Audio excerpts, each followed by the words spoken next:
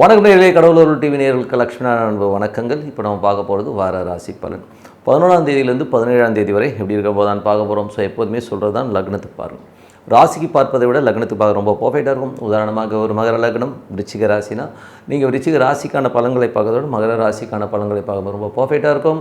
முதல்ல வர்றது பொது பலன்கள், அதுக்கப்புறம் தசாபுக்தி பலன்கள். உங்கள் ஜனனகால ஜாதகத்தில் என்ன தசாபுக்தி அந்தரங்கள் வருதோ அதை வந்து நோட் பண்ணி வச்சு அதை மிங்கிள் பண்ணி பார்க்கும்போது ரொம்ப பர்ஃபெக்டாக இருக்கும். வீடியோட எண்டில் டிப் ஆஃப் த வீக் இருக்குது, மறக்காமல் பாருங்கள். கடகராசி. ஸோ கடகராசிக்கு வந்து பார்த்திங்கன்னா உங்களுக்கு ராசி அதிபதி சந்திரன் வந்து பார்த்தோம்னா உங்களுக்கு வந்து திங்கள் செவ்வாயில் வந்து 8ல் போகும்போது கொஞ்சம் கவனமாக இருக்கணும். கொஞ்சம் வந்து ஸ்ட்ரெஸ்ஸு டென்ஷன்ஸ் வர்றதுக்கான வாய்ப்புனா ரொம்ப கவனமாக இருக்கின்ற ஒரு காலகட்டங்கள். மற்றபடி 2ஆம் அதிபதியான சூரியன் வந்து 10ல் இருக்கும்போது என்ன மாதிரி விஷயங்கள் நிறைய வளர்ச்சி, தொழில் ரீதியான விஷயங்கள், பெரிய சாதனை புரியறதுக்கான வாய்ப்பு, நல்ல ஒரு வருமானங்கள் வரதுக்கான வாய்ப்பு ரொம்ப நல்லா இருக்குது. அதுக்கப்புறம் உங்களுக்கு 3ஆம் அதிபதி 3 மற்றும் 12ஆம் அதிபதியான புதன் வந்து 10ல் இருக்கும்போது தொழில் ரீதியான விஷயங்கள் கொஞ்சம் அலைச்சல்கள் இருந்தாலும் எல்லாமே வந்து சிறப்பாக முடிகிறதுக்கான வாய்ப்புகள் ரொம்ப நல்லாயிருக்கு. ஒரு பெரும்பணம் வர்றதுக்கான வாய்ப்புகளும் சூப்பராக இருக்குங்க. புதிய அக்ரிமெண்ட், புதிய டாக்குமெண்டேஷன் சம்மந்தமான விஷயம் சிறப்பாக இருக்கும். 4-11ஆம் அதிபதியான சுக்கிரன் ஆட்சி பலத்தோடு இருக்கும்போது சொத்துக்கள் வாங்குறது, புதிய ஒரு நிலபுலன்கள் வாங்குறதுக்கான வாய்ப்புகள் எல்லாமே ரொம்ப நல்லா இருக்குங்க. ஸோ அதெல்லாமே அற்புதம். புதிய வண்டி வாகனங்கள் கண்டிப்பாக வாங்குவீங்க. அதுக்கான ஐடியா தான் கண்டிப்பாக நிறைவேறும். ஸோ 5ஆம் அதிபதி உங்களுக்கு வந்து பார்த்திங்கன்னா 5-10ஆம் அதிபதி செவ்வாய் வந்து உங்களுக்கு வந்து அங்கே ஆட்சி பலத்தோடு இருக்கும்போது தொழில் ரீதியான விஷயங்களை கொஞ்சம் கடன் வாங்குற சூழ்நிலை கண்டிப்பாக ஏற்படுத்தும். தொழில் வந்து ரொம்ப கவனமாக இருக்கணும். ஆன்மீகம் சம்மந்தமான விஷயங்கள் கலைஞர்கள்லாம் வந்து பெரிய வாய்ப்பு, நிறைய ஒரு வருமானங்கள் வரதுக்கான வாய்ப்புகள் இருக்கும். அதே நேரத்தில் வந்து பார்த்திங்கன்னா தொழிலில் வந்து இன்வெஸ்ட்மெண்ட் பண்ணும்போது ரொம்ப கவனமாக இருக்கணும். கொஞ்சம் அகலக்கால் வைக்கிற மாதிரி சூழ்நிலை இருந்தால் கொஞ்சம் கவனமாக பார்த்துக்கோங்க. அதுக்கப்புறம் பார்க்கும்போது உங்களது 6ஆம் அதிபதி 6 மற்றும் 9ஆம் அதிபதியான குரு வந்து பார்த்திங்கன்னா உங்களுக்கு 12ல் இருக்கும்போது நிறைய பிரயாணங்கள், வேலை விஷயமாக நிறைய பிரயாணங்கள் பண்ணுறது, வெளிநாட்டில் போய் படிக்கணும், வெளிநாட்டில் போய் வேலை செய்யணுங்கிற எண்ணங்களை எல்லாமே கண்டிப்பாக தூண்டும். அதுக்கப்புறம் உங்களுக்கு 7-8ஆம் அதிபதியான சனி வந்து 9ல் இருக்கும்போது திருமணம் சார்ந்த விஷயங்கள் வந்து கொஞ்சம் அலைச்சல் இருக்கும். சில பேர் வந்து கொஞ்சம் எமோஷனாக ஃபீல் பண்ணுவீங்க. அது மாதிரி அப்பாவுடைய உடல்நலம் சம்மந்தமான விஷயங்களும் கொஞ்சம் கேர்ஃபுல்லாக இருந்துக்கிறது ரொம்ப நல்லது. கொஞ்சம் பிரயாணங்கள், அதீதமான பிரயாணங்கள் நிறைய ஏற்படுற விஷயங்கள் சில பேருக்கு ஏற்படும். பிரயாணங்களையும் கொஞ்சம் கவனமாக இருந்துக்கணும். அதில் 9ஆம் அதிபதி 12ல் இருக்கும்போது அதுவும் வந்து வேலை விஷயங்கள் வந்து கொஞ்சம் அலைச்சல்கள் ஜாஸ்தி இருக்கும். தந்தையோட உடல்நலம் சம்மந்தமான விஷயங்களை கொஞ்சம் கேர்ஃபுல்லாக எடுத்துக்கோங்க. அதுக்கப்புறம் பார்க்கும்போது உங்களுக்கு 10ஆம் அதிபதியான செவ்வாய் ஆட்சி பலத்தோடு இருக்கும்போது அவர் 5ஆம் அதிபதியாக கொஞ்சம் கேர்ஃபுல்லாக இருக்கணும். தொழிலில் வந்து இன்வெஸ்ட்மெண்ட் பண்ணும்போது ரொம்ப கவனமாக இருக்கணும். அதே நேரத்தில் மாமியார் வீட்டுக்கெலாம் போய் சாப்பிட போகிறீங்கன்னா அதெல்லாம் கொஞ்சம் பார்த்துருந்துக்கோங்க. வாக்குவாதங்கள் ஏதாவது பிரச்சனை வரதுக்கான வாய்ப்புகள் நிறைய இருக்குது. 11ஆம் அதிபதியான சுக்கிரன் ஆட்சி பலத்தோடு இருக்கும்போது நிலபுலன்கள், சொத்து சுகங்கள் வாங்குறதுக்கான வாய்ப்பு எல்லாமே ரொம்ப அற்புதமாக இருக்குங்க. 12ஆம் அதிபதியான புதன் உங்களுக்கு வந்து பார்த்திங்கன்னா 10ல் இருக்கும்போது நல்ல வளர்ச்சி, நல்ல ஏற்றங்கள் வர்றதுக்கான வாய்ப்புகளை கண்டிப்பாக கொடுத்துருங்க. 12ல் வந்து கொஞ்சம் அலைச்சல் இருந்தாலும் நல்ல வருமானங்களை கண்டிப்பாக கொடுத்துருங்க. இதுவரை 10 பொது பலன்கள். இப்போ பார்க்கும்போது தசாபுக்தி பலன். கடக லக்னமாக இருந்து சூரியன் தசாபுக்தி. சூரியன் 2ஆம் அதிபதியான சூரியன் 10ல் ஆட்சி பலத்தோடு இருக்கும்போது தொழில் ஒரு பெரிய ஒரு வெற்றி, பெரிய ஒரு இமாலய சாதனை புரியறதுக்கான வாய்ப்புகள் ரொம்ப நல்லாயிருக்கு. கடக லக்னமாக வந்து சந்திரன் தசாபுக்தி. சந்திரன் வந்து பார்த்திங்கன்னா உங்களுக்கு திங்கள் செவ்வாயில் வந்து ஒரு சந்திராஷ்டம காலகட்டமாக இருக்கும்போது கொஞ்சம் கவனமாக இருக்கணும். ஒரு சின்ன எமோஷன்ஸ், எந்த முடிவு எடுக்கிறதா இருந்தாலும் கொஞ்சம் யோசித்து எடுக்கிறது ரொம்ப நல்லதுங்க. அதுக்கப்புறம் பார்க்கும்போது கடக லக்னமாக வந்து செவ்வாய் தசாபுத்தியந்திரங்கள்.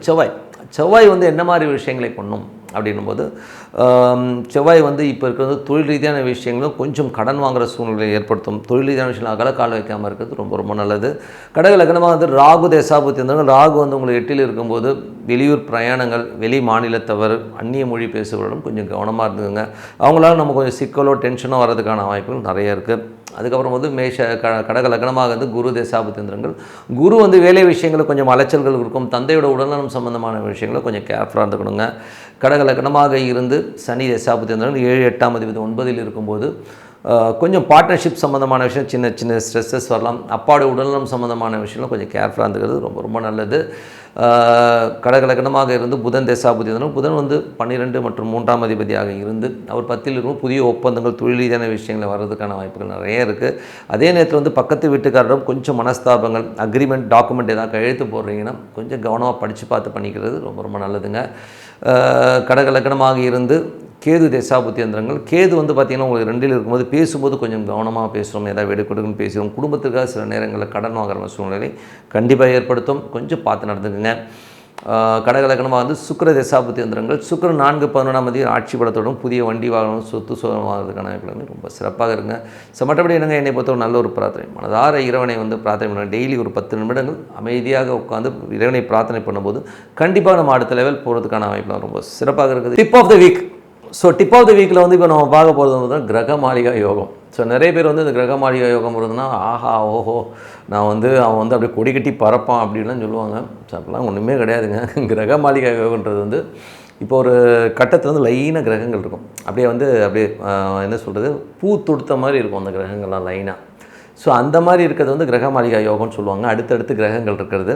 ஸோ அந்த மாதிரி இருந்தால் என்ன ஆகும் அப்படிங்கிறது தான் விஷயமே. ஸோ அந்த மாதிரி ஒரு அமைப்பில் பிறந்தவங்களுக்குலாம் வந்து எப்படி இருக்கும்னா அவங்களுக்கு வந்து யாராச்சும் ஒருத்தருடைய சப்போர்ட் இருந்துக்கிட்டே இருக்கும்.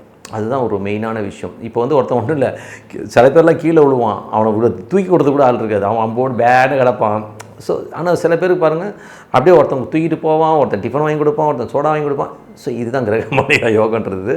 அது மட்டும் இல்லாமல் எனக்கு தெரிஞ்ச கிரகமாளிகையுடைய ஒரு ஜாதகம் ஒன்று இருக்குது.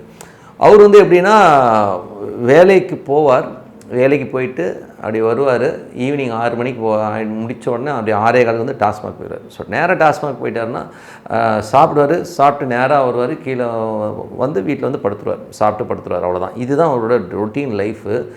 அவர் திருமணமாகவில்லை, டோட்டலாகவே அவர் லைஃப் இப்படி தான் ஓடிட்டுருக்கு.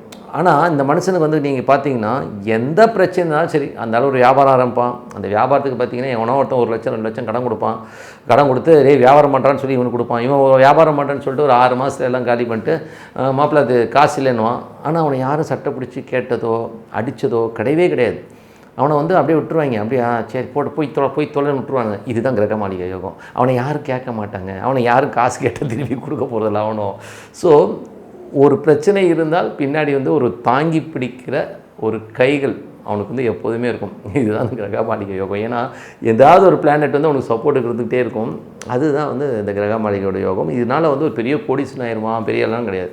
அவனுக்கு எப்போதுமே மக்களுடைய சப்போர்ட் இருக்கும். இப்போ கூட பார்த்தீங்கன்னா ஏதாவது உடம்பு சரியில்லைன்னா அவனை வந்து பார்த்துக்கிறதுக்கு வந்து யாராச்சும் ஒருத்தர் வந்து பணம் கட்டி பார்த்துருவான். அங்கேருந்து சித்தப்பா பையன் வருவான், ஒரு பெரியமா பையன் வருவான், என்னடா உடம்பு சரியாடா, நேராக போய் நல்ல ஹாஸ்பிட்டல், நல்லா பாருங்க, ஒரு 25,000 செலவு பண்ணி இவனுக்கு வைத்தியம் பார்த்து கொண்டாந்து போட்டுருவாங்க. இது கிரகமாளிகை. இவன் சொந்த காசில் இதுவரை இருந்த சரித்திரமே கிடையாது. அதே மாதிரி இவன்ட்ட யார் காசு கொடுத்தாலும் அதை கேட்கவே மாட்டாங்க. அதுதான் எனக்கு ஒன்றும் புரியும். நானே ஒரு காசு கொடுத்து கேட்குறதே கிடையாது தான், பார்த்துக்கல. ஏன்னா அந்த மாதிரி ஒரு யோகம் தான் கிரக மாளிகை யோகம். அதனால் வந்து இதை நினச்சிக்கிட்டு எனக்கு கிரக மாளிகை யோகம் இருக்குது கோடீஸ்வரன் ஆயிடுவீங்கன்னா ரொம்ப காமெடியான மேட்ரு ஆயிரும். நம்ம உழைக்கணும், நம்ம பிளான் பண்ணணும், ஓகேங்களா. நமக்கு சப்போர்ட்டுக்கு ஆள் வருன்றது தான் உண்மையான விஷயம். ஸோ மற்றபடி எடுங்க, இன்னொரு வீடியோவுக்கு சந்திப்போம். உங்களிடம் விடைபெறுவது உங்கள் லக்ஷ்மி நாராயணன். நன்றி, வணக்கம். கடவுள் அருள் டிவியை பார்த்தமைக்கு நன்றிகள். மேலும் இது போன்ற தகவல்களை தெரிந்து கொள்ள கடவுள் அருள் டிவியை சப்ஸ்கிரைப் செய்யுங்கள். மறக்காமல் பெல் ஐக்கானை கிளிக் செய்யுங்கள்.